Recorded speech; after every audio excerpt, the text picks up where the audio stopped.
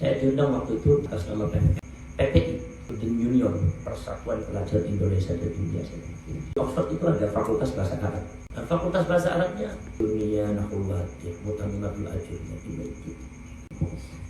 Imam Suti kerap kali datang ke Mbak Mustahdi Abbas dulu, pemegang tafsir Jalalain zamannya beliau. Sekarang pemegang tafsir. Ini warisan yang Mbak Mustahdi Abbas. Di Bukhari, Muslim, Tirmidzi, Kutubus Sittah di India itu dari jam 5:30 pagi. Kalau di India itu 23 judul, satu judul, dua jilid. Kalau mata kalian nggak bengor itu udah, Masya Allah. Saya yakin itu cara manajemennya menurut saya itu lebih bagus daripada di Al-Azhar. Di sana kalau hafal 3 kitab Bukhari, Muslim, Tirmidzi baru disebut kiai. Qurannya harus 10 juz minimal, 10 sampai 20 juz. Kemudian kalian mengapakan arba'in itu berarti kalian pintar lagi. Nanti ada kajian tarikh, ada fiqh, usul fikih, ada hadis, usul hadis, ada tafsir, usul tafsir. Pulang kalian nggak usah kuliah S2 kan, mereka lebih alim daripada S2 kan. Sebab kalian belajar dari Jurmiyah, Imriti, Alfiyah sampai ke Dirasatul Ulya. Allah SWT memberikan jalan kepada saya untuk supaya cepat didirikan Dirasatul Ulya di pundak pesantren, karena saya sengaja melepaskan diri dari beberapa kegiatan di area kegiatan politik, kegiatan organisasi saya lepas. Organisasi nggak ikut organisasi, saya ikut politik. Kemudian saya juga melepaskan diri daripada kegiatan-kegiatan yang ada di dalam, yang ada di pundak pesantren itu. Saya menyempil sendiri. Maksudnya apa? Karena ini harus terwujud.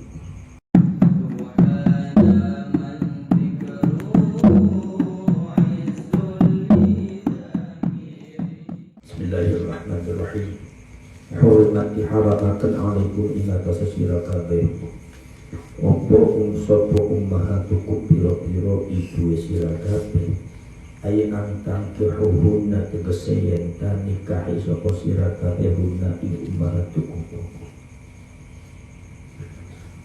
Wa sya'inat lan mangku opo al-jaddatu piro-piro nenek min kibaril abi saking arah bapak abil ummi atau arah ibu. Wa banatukum lan pira-pira anak wadone sira kabeh wa syamilat lan mangko apa banatul auladi. Apa banatul auladi yaiku pira-pira anak wadone pira-pira anak. Jadi cucu perempuan. Kalau aulad itu berarti ibnu dengan bintun ya. Kalau aulad, jadi bukan banatul abna, ini banatul aulad, berarti termasuk apa namanya, termasuk anak perempuannya, anak perempuan ya, cucu perempuan dari anak perempuan yang haram.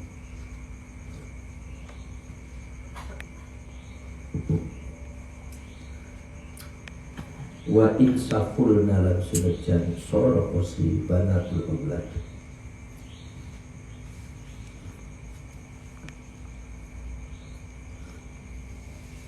Saya ini memberi makna itu maknanya bukan makna Jawa kuno, bukan seperti makna yang abah saya maknain kepada saya, tetapi saya beri makna Cirebon yang kalian kira-kira paham. Ya, kalau semua nggak dimaknai dengan cara Cirebon, kalian nggak ngerti lagi. Ya. Makanya saya sedapat mungkin pakai makna Cirebon supaya kaliannya paham. Orang Tegal paham. Kalau pakai bahasa Jawa dulu, bukan dulu, naik bahasa Jawa Romo Inggil dulu, itu kalian nggak bakal paham. Makanya saya itunya pakai itu aja, pakai apa namanya, pakai bahasa Jawa. Makanya insya Allah jelas.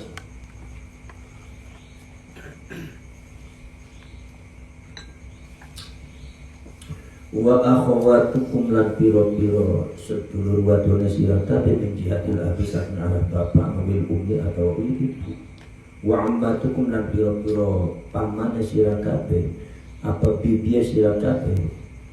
Ai akhawatu abaikum tegese piro-piro sedulur wadone piro-piro bapane sira kabeh wa ajdadikum lan mbak piro-piro mbak sira kabeh. Kalau ikhwah khonya sukun, ikhwatun. Kalau akhwat khonya dikatakan akhwatun. akhwatun. Jadi kalau inna wa akhwatiha sebenarnya si wa akhwatiha. Cuma kalian jarang menyebutkan inna wa akhwatiha. Apa berat tekol, makanya kata-kata kenapa? Karena terjadi fathah banyak akhwat itu. Maka salah satunya disukunkan apa itu istilahnya itu bukan i'rab itu sih. Bukan i'rab tapi bukan i'rab dan bukan i'rab itu sih apa namanya? Lahjah akhwat. Sebetulnya akhwatun, jamaknya ukhtun akhwatun, akhwatun ukhtun, sedulur perempuan. Tapi kalau akhun itu jamaknya ikhwah.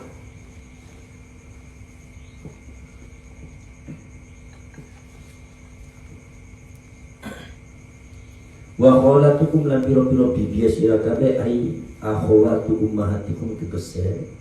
Akhwatu ummahatikum tegese piro-piro sedulur wadone, piro-piro ibune sira kabeh wajib tadikum lan piro-piro nenek sira kabeh. Wa banatul akhi lan piro-piro anak wadone sedulur lanang ponakan. Wa banatul ukhti lan piro-piro anak wadone sedulur wadon.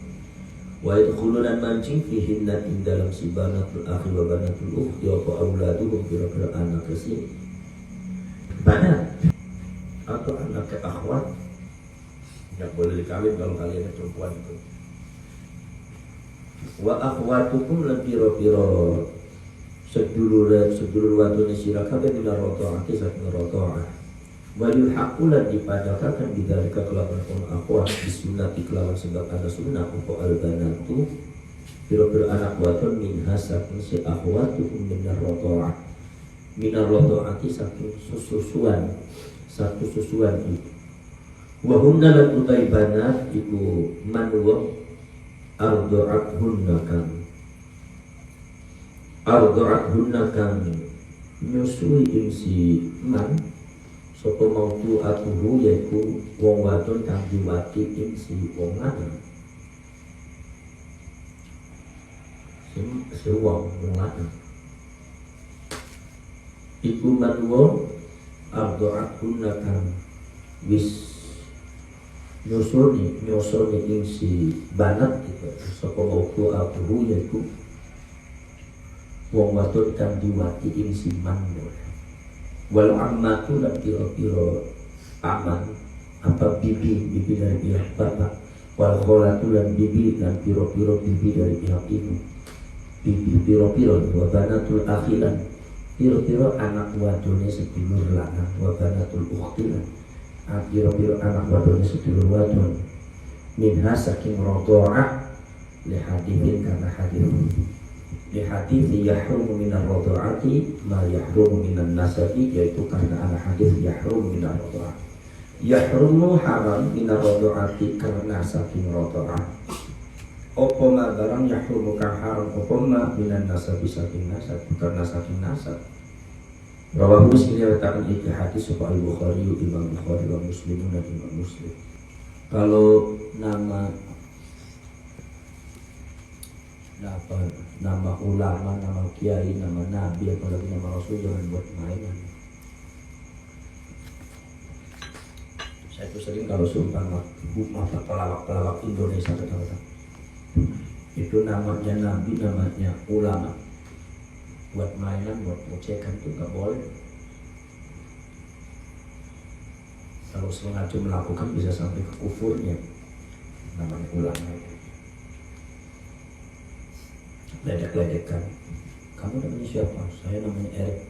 Kalau kamu namanya Ja'far. Wah, ketawa Ja'far. Padahal Ja'far itu Ja'far. Ja'far itu nama ulama. Imam Abu Ja'far. Nama At-Tabari. Ja'far itu termasuk juga pamannya Rasulullah SAW. Tidak boleh buat main. Saya tuh nggak berani, saya berkali-kali mengingatkan saudara-saudara saya yang ada di Bukan. Jangan suka bermain-main tentang sesuatu yang berkaitannya dengan agama. Contohnya, sumpah ada orang, ayo kita main ke sana coba. Ya nanti dulu saya mau ngaji dulu atau kamu itu soleh sekali. Ya itu orang soleh lebih soleh, bisa juga boleh soleh. Soleh itu adalah istilah agama, istilah Al-Quran, nggak boleh buat ejekan, nggak boleh. Sholat emang kalau semua sholat kan orang harus soleh, ya jangan buat seperti itu, jangan buat hal-hal yang nggak bagus. Ya. Rasulullah itu punya saudari perempuan, satu rotok satu susuan, atau waktu ibu Suwaibatul Aslamiyah atau wakilah Halimatus Sa'diyah, itu namanya Syaimah. Ya. Syaimah itu saudara perempuannya Rasulullah dari rotok. Makanya saya kalau ngasih nama orang Syaimah, Syaimah apa sih nama Syaimah? Syaimah itu saudara perempuannya Rasulullah dari Abubakar. Seperti Bukhari, saya itu paling senang sama sandal Bukhari dulu. Cuma Bukhari ini kayaknya di Bukhari, wah makanya saya selalu nggak beli tadi. Kenapa? Karena kata-kata Bukhari-nya saya injak. Jangan-jangan saya injak Imam Bukhari. Wah enggak. Akhirnya saya senang sama saya nggak mau. Itu karena apa? Karena saya tidak suka. Karena apa? Itu karena mirip-mirip Imam Bukhari. Makanya saya mencari yang lainnya. Itu banyak sandal yang lain, takut. Jadi nggak boleh. Saya paling anti saya seperti itu. Paling anti saya pokoknya sesuatu yang berkaitan dengan agama saya jumlah tinggi. Jadi jumlah tinggi. Dulu saya ngaji Bukhari, Muslim, Tirmidzi, Kutubus Sittah di India itu dari jam 5:30 pagi sampai jam 11 malam. Nggak ada istirahat. Istirahatnya cuma untuk makan dan sholat aja. Coba bayangkan, 6 tahun itu sampai selesai. Itu kalau panas 57 derajat, 56 derajat, paling turun 54 derajat.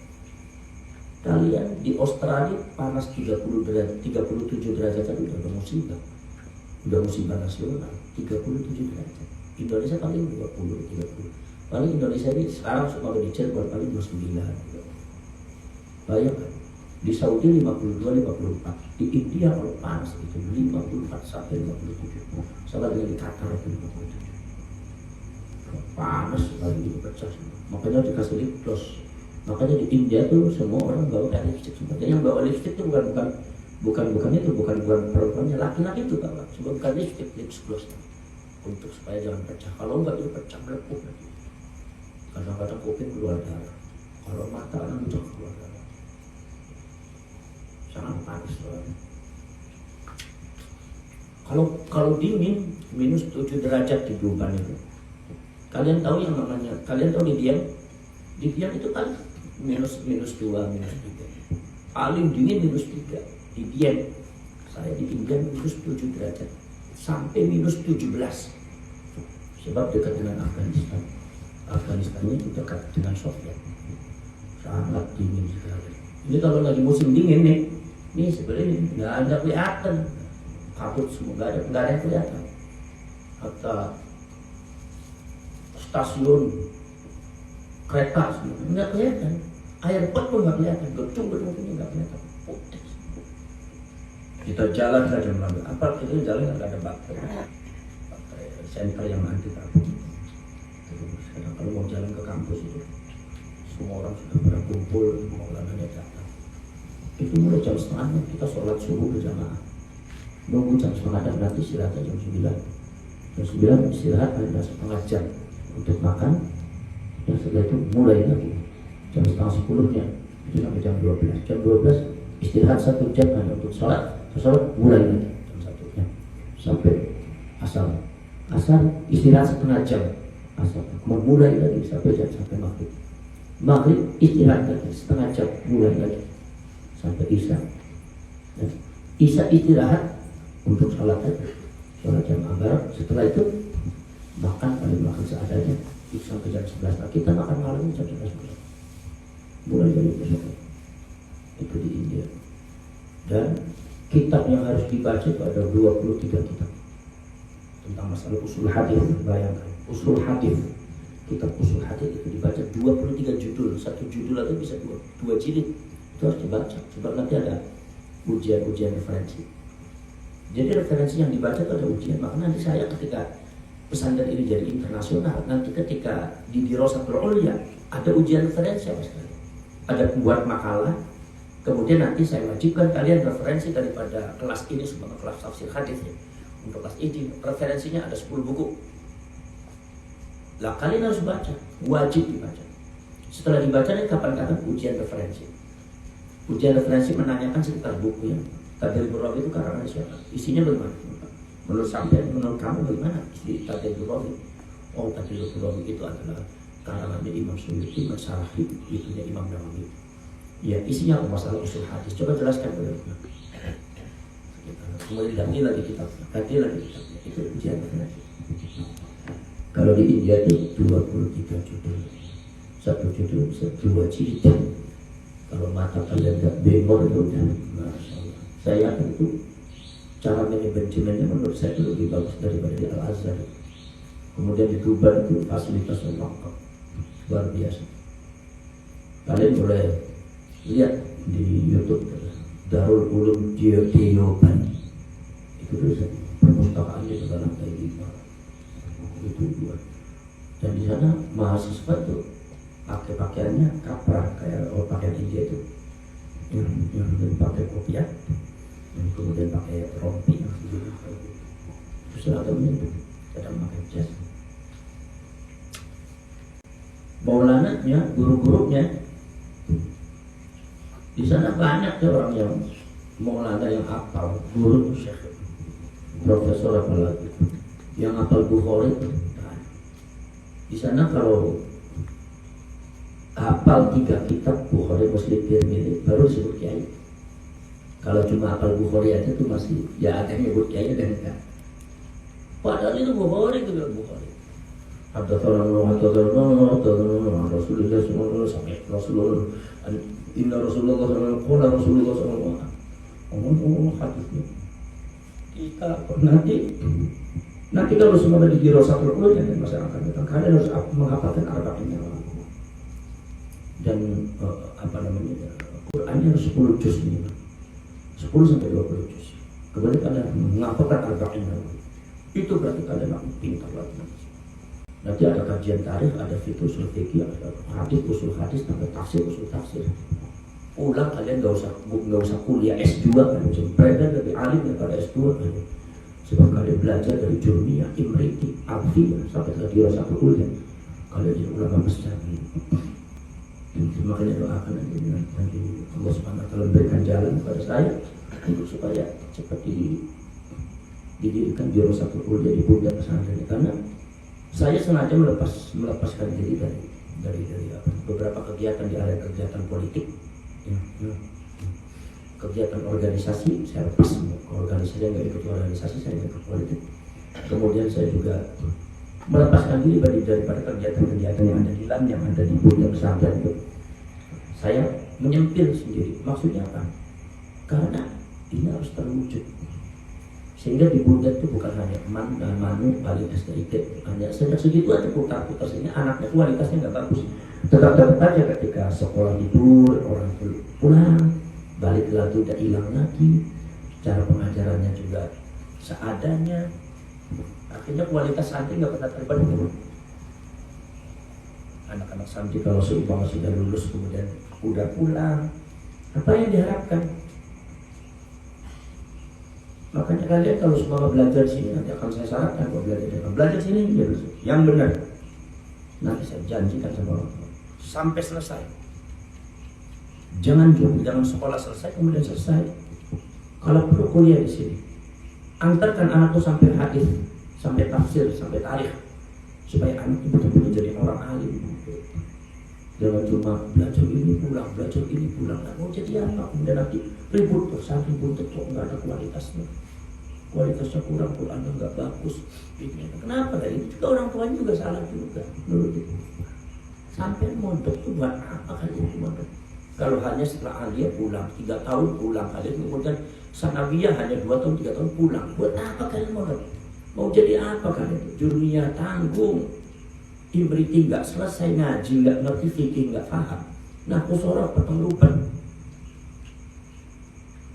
Kalau hanya untuk hafal Jurmiyah saja, Nggak cukup kalian jadi kiai di sana, ya kan?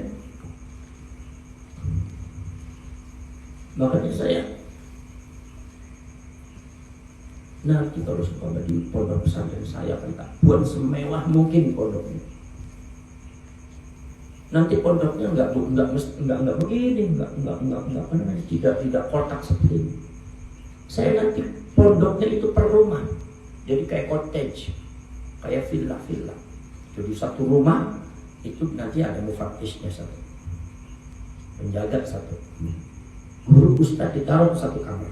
Rumah itu isinya seumpama 8 kamar atau 10 kamar. Rumah itu di atas dengan di bawah, di atas 5, di bawah 5. Satu kamar untuk ustadznya, untuk khusus membimbing anak-anak yang ada di rumah itu. Dibuat taman, di depannya kasih balon, dikasih balon yang bagus, muter, kemudian dikasih ikan koi, kemudian dikasih taman anak untuk ngapalkan di situ seperti gazebo. Nanti bentuknya yang bagus pun terus per rumah, nanti ada tamannya yang bagus, indah, dan masjidnya yang unik, perpustakaannya yang bagus. Nanti kemudian jalannya juga ditata yang rapi, ya, untuk ke perpustakaan, untuk ke ini.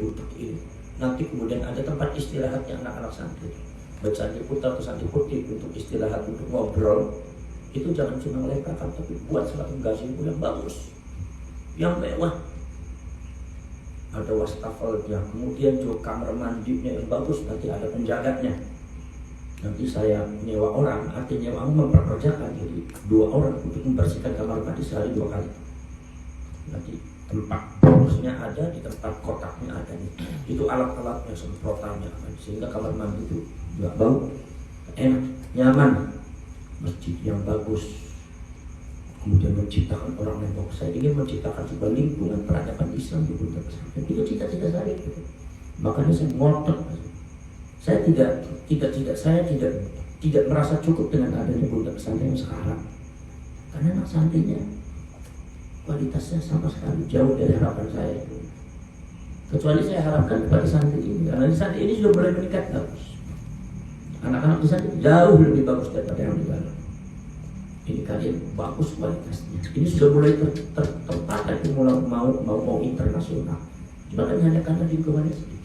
Coba kalau sebuntet begini semua, itu bisa bayangkan bagusnya, ya kan?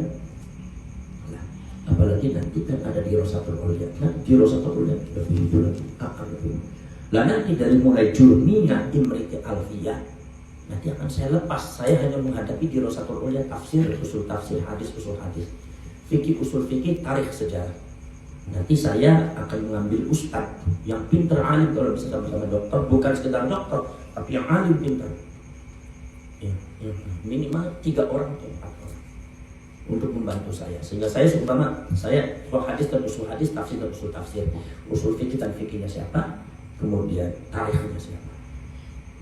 Bukan orang sembarangan. Tiap hari seperti kuliah, nanti ada buat makalah kalian. Sebulan sekali kalian buat makalah. Makalah, seumpama kalian bukan makalah di judulnya, kalian pilih sendiri kalian judulnya yang mana. Nanti yang menentukan judul kita. Saya, ini judulnya ini. Silakan kalian judul. Seumpama judulnya satu masalah perbedaan pendapat para ulama dalam masalah tafsir, seumpama judulnya itu. Nah nanti judul buku wajib, kitab wajib yang dibaca adalah kitab ini. Ada 3 kitab.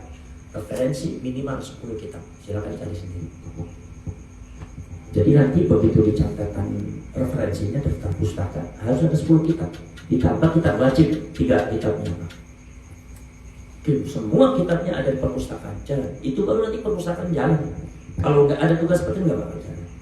Saya tidak perlu kalian tuh ada titel S2, MA, atau MTH, atau seumpama DRS, atau profesor, atau nggak perlu. Yang penting kalian lebih pintar daripada S2. Yang lebih pintar daripada dokter keluaran UIN dan perguruan tinggi. Akan saya buktikan. Kalau kalian sudah di Rosatul Aulia jalan, kalian dengan S2 itu lebih pintar kalian. Yang sekarang, saya yakin yang sekarang itu sudah kelas Alfiyah saja, dengan sarjana yang ada di UIN itu ya lebih pintar kalian yang kelas Alfiyah. Kalian tahu di Oxford itu ada fakultas bahasa Arab. Saya diundang waktu itu, diundang atas nama PPI, PPI, Student Union, Persatuan Pelajar Indonesia dan India. Ternyata di Oxford itu ada fakultas bahasa Arab. Nah, fakultas bahasa Arabnya saya lihat silabusnya, kurikulumnya, ya Allah, dunia nahulat, ya, mutamimatul ajurnya, ini sih santai semua. Paling ada Jami'ul Durus, walaupun saya ke pemikirannya Imam Mustafa Al-Ghazali ini saya kurang begitu setuju, khususnya dalam masalah sorof. Kalau nahu enggak begitu itulah. Kalau masalah sorof ini sangat berbeda sekali antara ulama dulu dengan caranya Imam Mustafa Al-Ghazali ini, Profesor Doktor. Saya nggak setuju dan saya berani menakosa dengan beliau. Walaupun beliau rahasia, saya dulu membaca kitabnya saya membaca kitab usul hadis 23 judul. Jadi sedikit banyaknya saya pergolakan masalah hadis itu saya tahu. Bagaimana hadatsana akhbarna, kitab tahdits atau silsilah sanad atau summa kaifiyatul ijazah. Kaifiyatul ijazah. Ar-riwayat al-adab wa al-adab wa tahammul di dalam masalah hadis itu. Apalagi sampai al-jarh wa ta'dil itu sangat hati-hati, bukan orang sembarangan. Saya sedikit banyak membaca. Maka ketika saya baca kitab Tadribur Rawinya Imam Suyuti, ada beberapa perbedaan pendapat antara saya dengan Imam Suyuti. Saya tulis di catatannya. Menurut saya begini, menurut saya begini. Imam Suyuti itu. Makanya saya di kitab Tadribur Rawi itu di pinggirnya ada catatan saya. Menurut saya ini, menurut saya. Kenapa saya katakan waqala Imam Suyuti wa qultu sadaqta Imam. Panjenengan benar Imam, saya yang salah. Karena saya ini bacanya begini, ternyata menurut panjenengan seperti itu. Kenapa saya baca? Karena ketika ada sesuatu mukhalafah antara saya dengan Imam Suyuti, itu kalau saya salah paham, itu pasti Imam Suyuti datangnya dalam mimpi dan menjelaskan begini maksudnya. Itu kehebatan dari Imam Suyuti, dan itu terjadi mungkin bukan pada saya aja. Dulu saya dapat cerita juga dari mbah saya, Mbah Mustahdi Ampas, dan abah saya, Mbah Fuad. Kata Mbah Fuad dan Mbah Mustahdi, saya ingat bahwa ulama yang paling gampang ditemui oleh kita yang sudah meninggal Imam Suyuti. Imam Suyuti kerap kali datang ke Mbah Mustahdi Ampas, pemegang tafsir Jalalain zamannya beliau. Sekarang beda sama saya. Ini warisan yang Mbah Mustahdi Ampas. Ternyata beliau juga datang kepada saya itu pada waktu saya mau tolak Tadribur Rawi, itu kitab ke-23 yang saya baca judul. Dan yang namanya ilmu itu cukup dipahami oleh kalian, nggak usah ditunjukkan sama orang. Jadi kalian baca kitab, kamu harus baca kitabnya 23, baca saya 23 judul. Kalau saya tunjukkan begitu kalian kaget. Kenapa saya nggak pernah bicara, nggak pernah cerita? Lah karena saya nggak ingin dipuji sama siapa-siapa. Jadi kalian kalau baca kitab bisa sesuatu, jangan ingin dipuji, biarin aja. Orang mau tahu atau tidak bukan urusan. Kalau begini saya nggak usah. Bahkan nanti ilmunya hilang. Orang mengatakan nggak bisa, kamu tuh bodoh, kamu tuh nggak bisa ngaji, ya biarin aja. Apa yang bisa anda dengar orang belum tentu benar, belum tentu benar. Dan orang yang mencatat kalian itu bodoh belum tentu lebih pintar dari kalian. Ya tidak. Maka biarin aja. Urusan mampu dan tidak mampu, kita lihat aja nanti buktinya. Kamu mampu tidak, nggak mampu aja ngomong, ya kan? Loh kalau saya mampu. Kenapa saya jamin? Ya karena saya mampu. Kalau semua tidak mampu, ya nggak mungkin menjamin kalian. Ya tidak. Saya kan bilang sama kalian, nanti dari Jurmiyah sampai Alfiyah itu nanti akan saya ciptakan. Kalian yang ngajar. Nah khusus itu kalian yang megang. Sekarang sudah banyak nih yang ngajar Jurmiyah dan Imriti, sudah banyak ya. Dan insya Allah kualitasnya bagus-bagus. Juga bisa ngajar Jurmiyah, makanya ada tasyrif, ada apa? Bisa ngajar Jurmiyah, ngajar Imriti. Tinggal di Alfiyah. Nanti Ibnu Aqil akan saya lepas. Kenapa? Karena saya ngajar Ibnu Aqil sejak kelas 2 Aliyah, saya sudah ngajar Ibnu Aqil. Waktu itu kakak saya karena itu masih main-main, masih dolan. Belum mondok di proses, masih dolan-dolan. Saya sudah ngajar Alfiyah Ibnu Aqil. Masa ya dari mulai pagi sampai sekarang Ibnu Aqil terus kalian ngaji Ibnu Aqil aja nggak bisa, itu kan ilmu kelihatan, tinggal dibaca disyarahin dilihat kok nggak bisa. Kalau kalian baca Ibnu Aqil nggak bisa ya keterlaluan namanya, nggak dapat barokahnya Imam Ibnu Malik. Maka dari itu nanti Ibnu Aqil akan saya lepas, nanti kalian yang ngajar Alfiyah, tinggal nanti storenya sama siapa untuk nalornya. Ya. Setelah itu nanti saya hadapi di Rosatul Mulia. Nggak mungkin saya itu menghadapi semuanya. Di Rosatul Mulia aja, di Rosatul Mulia pun nggak semuanya, paling tafsir dengan hadis tadi. Fikih usul fikih nanti akan saya angkat orang. Padahal saya punya sanad al-asbah wan nadhair. Saya ngaji al-asbah wan nadhair sama Kiai Nasir. Gimana Nasir? Ngajinya sama beliau. Jadi sama Fathul Mu'in juga sama beliau. Termasuk Muhadzab sama beliau, termasuk sama apa namanya dipetuk gitu. Itu saya juga sempatnya sama beliau Muhadzab juga. Nah itu ada sekalian. Sebetulnya ingin isnad itu nyambung sanad. Saya ngaji kitab Muhadzab tuh ada sanadnya sampai Imam Zakaria Al-Ansari. Saya ke-28, murid ke-28 dari beliau. Sanadnya ke-28. Cuma ini di mana itunya? Silsilahnya itu hilang. Karena dulu sih. Nah, jadi tapi nanti nggak mungkin saya itu menghadapi semuanya. Jadi mesti fikih dan usul fikih saya pegang sama orang, tarikh juga dipegang sama orang. Saya khususnya hadis dengan tafsir. Kenapa hadis dengan tafsir? Karena jarang yang memegang hadis dengan tafsir di bulan ini. Kalau fikih sudah banyak, ya kan? Kalau tarikh ya sudah banyak, Siratun Nabawiyah. Tapi kalau urusan hadis, usul hadis, tafsir, usul tafsir jarang. Nanti saya tentukan kitab supaya kalian alim dalam masalah tafsir, supaya kalian bisa mengajar tafsir jalan. Nanti bagaimana caranya kalian itu ngajar tafsir jalan? Saya ngatur. Bukan kalian ngajar di sini, bukan. Saya tetap ngajar tafsir jalan, tapi kalian ngajar pada murid-muridnya. Kalian harus membaca tafsir jalan di depan murid. Bagaimana? Kok setiap hari atau seminggu sekali itu harus dibaca. Jadi yang lainnya ngaji. Kayak model saya ngaji itu takmilah sama ustaz dulu.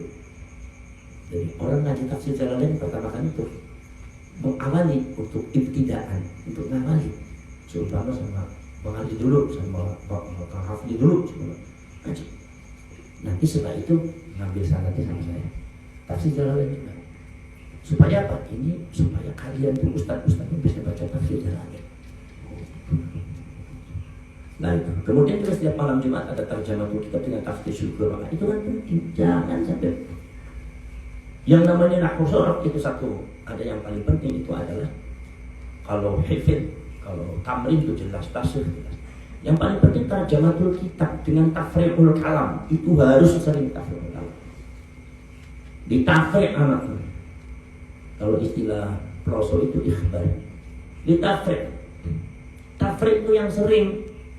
Makanya anak-anak yang sudah khatam jurmiyah mau imlitnya yang kemarin setor itu, ya kan? Itu harus selama menunggu imlit tafriq dulu, tafriqul kalam terus. Dibuat tafriqul kalam terus dituntut sama ustaznya yang banyak tafriq. Kalau sudah nawasihul ibtidah banyak tafriq. Supaya anak itu tidak terbuka futuhul qalbi tidak di situ. Kemudian tarjamatul kitab setiap malam Jumat. Kalau semua enggak jempol nanti enggak ada pesantren dari sini. Sudah bisa buat muka. Nanti saya tunjukkan bagaimana cara menulis ilmiah, catatan kaki, bagaimana daftar pustaka, cara menulisnya bagaimana. Saya kasih tahu itu. Cara penulisan ilmiahnya bagaimana, cara penulisan paragrafnya bagaimana, cara penulisan yang tulisannya miring bagaimana, itu saya kasih tahu nanti di satu kuliah. Jadi kalian kayak kuliah, tetapi kuliah tapi ya nggak ada titelnya, nggak jadi masalah, nggak butuh titel kita. Yang penting kalian jadi ulama besar. Zamannya zaman medsos sekarang, profesor doktor nggak ada yang muncul Usbah, ya, yang muncul yang nggak ngaji dulu, Sukindur juga nggak ngaji juga muncul juga. Kalau Sukindur bukan muncul ikut munculan gitu, ikut bermunculan. Ya kan? Ada orang-orang yang lihat kan titel-titelnya nggak jadi ustaz. Nah ini di sini berpacunya dalam kualitas, bukan masalah formalitas. Nah itu makanya kenapa saya itu menjamin kalian, karena saya bisa. Ustaz saya bicara bisa bukan berarti sombong, karena itu yang saya punya. Kamu begini, saya bisa. Ya kan? Dan kalian jadi orang pintar, jadi orang alim, nggak usah ditunjukin sama orang. Kalian banyak merendah diri. Semakin rendah diri, semakin alim kalian. Semakin ilmunya dibuka, nggak ada batasnya. Allah ketika membatasi ilmu seseorang ketika sombong. Ketika sudah sombong, mengaku dirinya tuh jalannya sudah beda, merasanya paling hebat, dibatasi ilmunya dalam hal kita. Sudah sampai di situ tak. Makanya sampai saya dilarang untuk sombong. Yang rendah hati itu nggak bisa ngaji, nggak apa-apa. Iya. Tapi bukti menyatakan mampu tidak mampu kan saya mampu. Dan tidak harap sampai bisa ngajinya, bisa jadi ustadz, sampai bisa jadi kiainya. Saya dari dulu bilang saya mampu. Dan saya buktikan, ustadz, kamu bukan bisa kiai. Iya, Qurannya bagus. Jadi imam bisa, tahlil bisa, manaqibat bisa. Baca kitabnya bisa, fikih bisa, semuanya bisa, tahlil doa bisa. Pulang kamu jadi kiai bisa. Bukan berarti itu bisa, itu bukan berarti saya sombong, tapi karena saya sudah terbiasa seperti itu, jadi ngerti jalannya deh. Ibarat seumpama saya tanya, seumpama ada orang tanya kan, apalnya ke itu ke Geragimon atau ke CS datang, gua apal. Bukan berarti saya sombong, karena saya tiap hari ke situ apal. Ya saya nggak bakal nyasar ya ke situ jalannya. Sama dengan kalian bisa. Maka dari itu maksudnya nanti alfiat kalian yang megang, bukan saya yang megang. Kalian pokoknya urusan nahwu sorof itu urusannya anak buahnya Kang Masrul, urusannya anak buahnya Kang Masrul semua, urusannya kalian. Saya cukup ngajar Kang Masrul, saya cukup tamrin, saya cukup hanya setoran saja. Taftish, dan kemarin di taftish ya, dimiliki dengan hafizul Quran kemarin, alhamdulillah ya, walaupun kurang ada, saya masih belum puas sekali. Maka dari itu harus dilancarin. Ya memang saya aja, tapi Qurannya sudah bagus. Sekarang harus jadi imam supaya Qurannya lancar. Maka di tadarusan itu banyak harus. Maka tadarusan di sini bukan Quran seluruhnya. Juz amma terus dia dari juz amma mereka. Maksudnya membantu kalian supaya kalian tantang hafal pun tiap hari sudah dihafal, ya kan? Kemudian pagi-pagi murojaah, mencerdaskan otak, suara yang kencang, mencerdaskan otak. Itu penelitian orang Jepang itu. Kalau pengen cerdas otaknya, setelah tidur, ya subuh setelah tidur kalian, kemudian kalian di situ menghafalkan dengan cara suaranya keluar. Itu saya coba pada waktu saya aliyah. Saya ranking 1 terus. Satu paling besar nilai. Karena saya belajarnya di waktu subuh. Belajar malam diulangi subuh. Itu ternyata bagus sekali. Dan itu mempercerdas otak kalian. Kalian yang nilainya rendah, kemarin kan ada laporan catatan nilai di taftish, yang taftish nahwu sorof, yang taftish jurmiyah khususnya. Ternyata ada yang nilainya rendah. Ini saya yakin mereka yang nilainya rendah itu mereka yang tidak pernah murojaah, malas murojaah. Murojaahnya itu males-malesan, suaranya nggak keluar, ngantuk, makanya nggak cerdas kalian. Apa mau dibiarkan saja kalian nggak cerdas itu? Kalah nanti sama kawan-kawan kalian, keluar suaranya cerdas otaknya, salah. Itu penelitian orang Jepang itu. Orang Jepang kalau kalian pengen cerdas, karena subuh. Setelah tidur kalian bangun, ulangi dengan suaranya keluar. Itu akan mempercerdas otak. Sebelum umur 40 tahun. Kalau umur 40 tahun ke atas udah nggak bisa didandani illa fa illa al-mustaqnayat, pengecualian ada beberapa orang yang bisa.